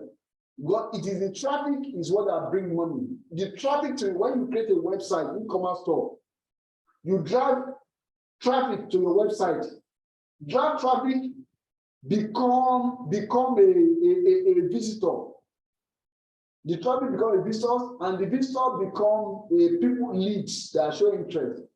And these people become your customers, and they buy products. They become repeat customers. They become your advocates. They tell people about you. So everything starts from the traffic. If they don't come to your website the first time, they won't come back the second time. They won't tell somebody else. So you have to take your traffic very, very serious. So in the course of this call, we have a section for Google Analytics, where you're going to know the traffic sources, where people are coming to your website, so you can be improving on them. So we're going to take care of that. Then another principle again, you have to know that business costs money. If you are running a business, know that it costs money. I come across people that when they want an e-commerce, they don't want to pay for anything. People love stuff that are free. Love free training, fine. Free website, fine. Free data, fine. They want you to provide them with data. Everything provided for free. Are you running is there a charity or a business? So it's a mindset. So you need to know that it costs money. Business costs money. E-commerce is a business. It also costs money. You prepare to spend money. Then number 9, number 8. If you are not mobile, you are out. More people access the internet from a mobile device than a computer. So the psychology of people on a mobile device is different from psychology of people that are sitting in front of their computer. So you have to know how to market to people on a mobile device. You have to know how to put format your image, do your writing. Don't write too long. Because people are reading from their phone. They don't like story. They just want to get on the go and they want to buy from you. You have to have that in the back of your mind when you are creating your e-commerce store. That you are targeting, like in Nigeria. Now, over 70 people in Nigeria, they access internet from their phone, from their mobile phone, from their phone. Some people they don't even think about computer when they talk about. So if you are creating your e-commerce store, you should know that you are targeting mobile users. So the way you structure, your thinking, your everything will be just. You have to know that it's a mobile. You are doing mobile marketing. So you structure it that way. So now another principle number 9, the one who can spend the most to acquire customers win. Like I said earlier, marketing of business is like a race. It's like a race, or even like a war. So how do you win? It's the more money you spend that will determine whether you win or not. I'm going to share some articles with you to see how much companies are spending. All these companies like Amazon, Walmart, Bank of America, that you see that they are making a lot of money. You see, if you know the amount of money they are spending, you'll be surprised. They won't tell you, but you know them because most of them are public companies anyway. So by law, their financials are supposed to be made public. So if you have the time, you can go and check it out, read it, and know how much they are spending. So you see that to gain customer, to retain customers. So the people that spend more money, you see that they are the one that wins more. Everybody go to Google to find business. Do you know how much Google is spending on advertising alone? Millions of dollars. That's every month that Google is spending. I'll give you all the data to go as an assignment to go and check it out yourself. That you see, we have Google. Amazon, do you know how much money is spending on advertising, acquiring customer? They keep spending. So advertising and marketing is not something that you stop. There was a story one day about Coca-Cola. Coca-Cola used to spend money. There was a time that men first go to the moon. You know what Coca-Cola did? They go and erect their flag in the moon. They have their flag there. So that in case anybody come, they know that Coca-Cola is here. The flag, you feel hungry, you think about things, they are there. So how many people that are going to go to the moon to go and you see their flag? They are just being proactive, thinking about the future. So it's a big deal. So they spend money to gain customers at all costs. So you have to have the mindset. You need to set money aside so that don't quit your job now. If you have a job, don't quit the job so that you make extra money to invest in your e-commerce business. So don't believe that the e-commerce business will just be doing the magic and be bringing customers. They'll be buying from their own. No, they are. You see, people that I tell you some story online, they are marketers. They just want to deceive you. What is marketing? Marketing is most of the times it's all about manipulation. It's manipulation. Most of the word marketing is all about manipulations. Because that is to manipulate you to do what to work on your emotions so that you do what will not make sense. That is what marketing is all about. So, and they will tell you stories that will look so sweet, but by the time you go into it, you know that it doesn't work that way. They just want to trap you. So they just want to clap you into their system, and then they begin to meet you. You realize that you are, eventually, what is going on? Nobody will tell you before you pull out yourself. At times, it may be too late. So that's why you have to, now I'm not doing any marketing to you. I'm not marketing. I'm just telling you, I'm just being real with you. That's why I'm telling you the truth. Though I run a marketing agency anyway, but I just want to be real with you. So you have to spend money. It will not just happen automatically. It's not the magic that you just have been making.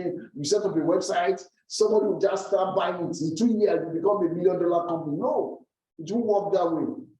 So the goal is that in 2 years, you should be $1 million company.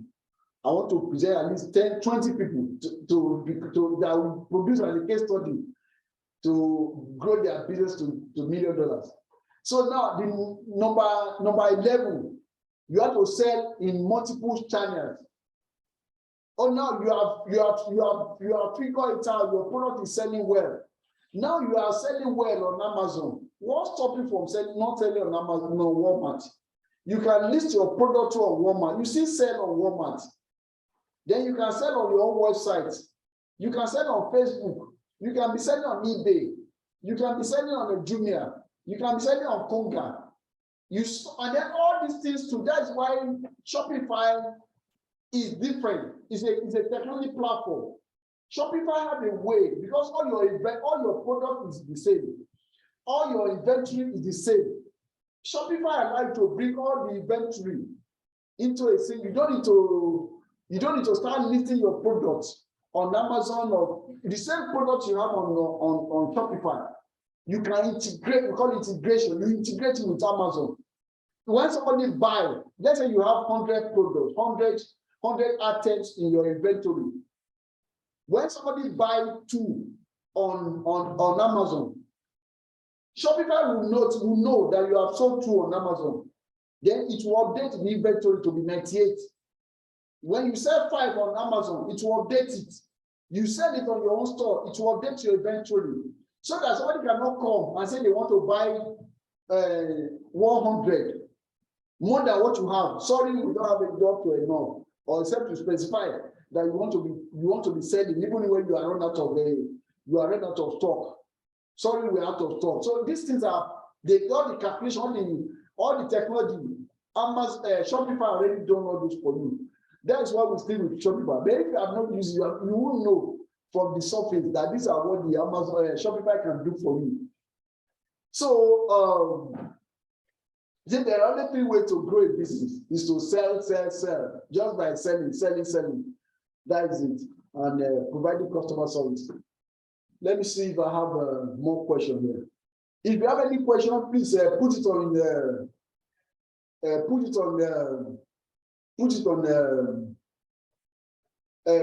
chat box, please.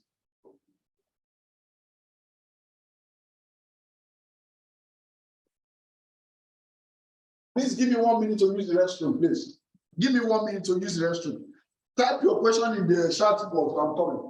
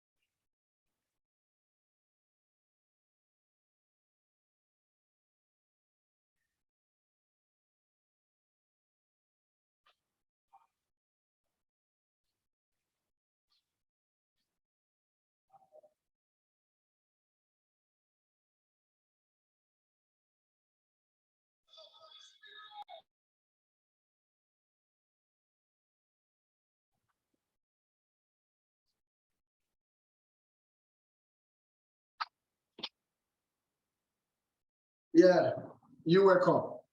So let's drop your question, please. Drop your question. Let's drop your questions. Drop your questions. So the class. So what time? The class is ending now. We are ending now. So the next class is the class is ending now. So the next class, our next class is business e-commerce business model. Does anyone have any questions? So in the absence of no questions, then we'll be ending this class. So if you have any questions after the class, please feel free to reach out to me. Thank you all for coming, and I appreciate your some are still outside. Thank you, sir. Yeah, you're welcome. You're welcome. Please feel free to reach out to me. I'm always available for you. Thank you, and stay blessed. Bye. You too. Bye. Great. Thank you, sir.